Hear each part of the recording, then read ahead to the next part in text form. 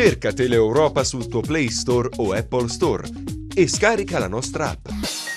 Disponibile per tutti gli utenti Android e Apple. Ti aspettiamo!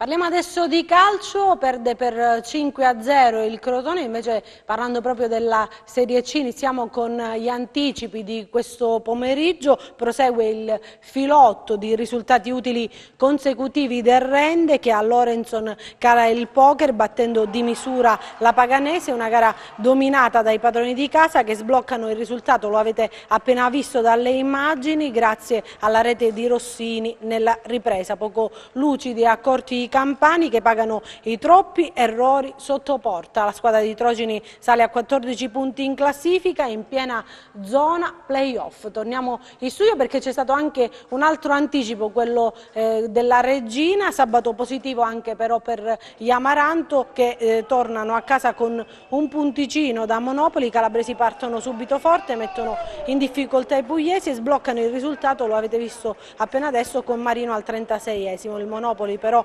non ci sta e al primo affondo riporta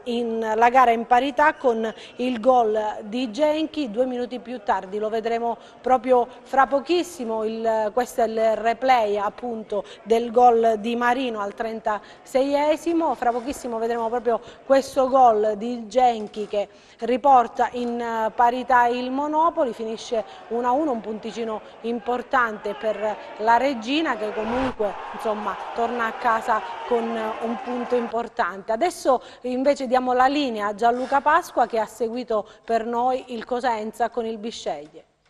Grazie Anna, l'altra calabrese giocherà lunedì sera il posticipo con il Trapani, il Cosenza intanto riprende il Marulla con una vittoria importante, pesantissima, in un momento molto delicato. E infatti vediamo le immagini subito girate al San Vito Marulla con il Cosenza che è partito un po' a rilento ma è riuscito poi a prendere piede e a portarsi in vantaggio con il gol di Loviso sul calcio di rigore. Questo è il Cosenza che entra in campo, maglia rosso-blu a strisce orizzontali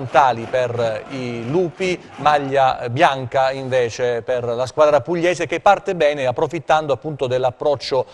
difettoso da parte dei rossoblù, ancora vittime dei fantasmi del San Vito Marulla. Cosenza che poi si sveglia, in particolare con Statella che nel primo tempo si è fatto vedere in un paio di circostanze, poi ha dato il meglio di sé nella seconda parte della partita con delle accelerazioni importanti. Ma questa è una delle fasi cruciali del match, con Mungo che viene atterrato da Petta in area di rigore. Sul dischetto si presenta Massimo Loviso, l'ex Bologna, Crotone, riesce a vincere le resistenze del portiere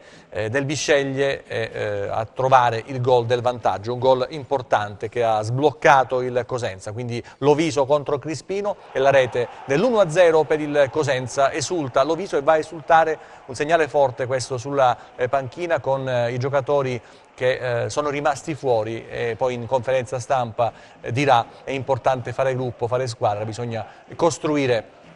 una squadra importante come è da nomi, ma bisogna sicuramente fare di più rispetto a quello che si è fatto finora. Questo è il gol di Loviso sul calcio di rigore, partita che riprende con la reazione da parte della squadra ospite che trova il pareggio con Petta, calcio di punizione dalla sinistra e lo stacco di Petta che beffa Saracco, preferito a pedina per questi 90 minuti, con il doppio palo e la rete, il pareggio. Esultano i 31 tifosi del Bisceglie presenti a San Vito Marulla. Rivediamo lo stacco di Petta a centro area con la parabola letale per Saracco che prova a tuffarsi ma non riesce a impedire il gol del pareggio. Cosenza che riordina le idee, trova subito una conclusione, Calamai per Statella, il diagonale che si spegne fra i guantoni di Crispino, Zavettieri capisce che la sua squadra sta soffrendo ma poi si riprenderà e infatti metterà in difficoltà in qualche circostanza il Cosenza. Cosenza che nel secondo tempo dà il meglio di sé, ecco lo Statella impegnato sulla destra, il cross verso il centro, Mendicino gira a rete ma non è preciso sotto porta, ancora una incursione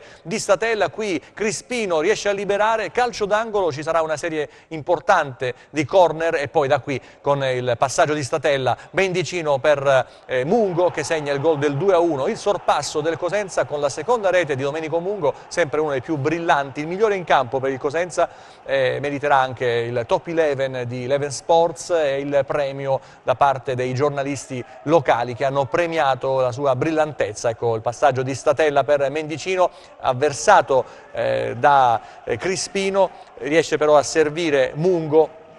che mette alle spalle del portiere del Bisceglie. Ancora un calcio d'angolo, qualche occasione d'oro con il colpo di testa di Mendicino e poi Statella che non riesce a ribadire in rete, e poi questo calcio di punizione di Lugo Martinez che mette i brividi al San Vito Marulla, con 1600 circa tifosi presenti, davvero pochi per questa sfida importante di un Cosenza che non è più ultimo, e chiude con Partipilo che va in area e Saracco lo blocca così al 95esimo, un minuto in più di recupero rispetto ai 4 assegnati.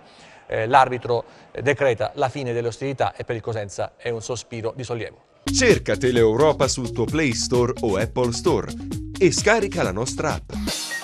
Disponibile per tutti gli utenti Android e Apple. Ti aspettiamo!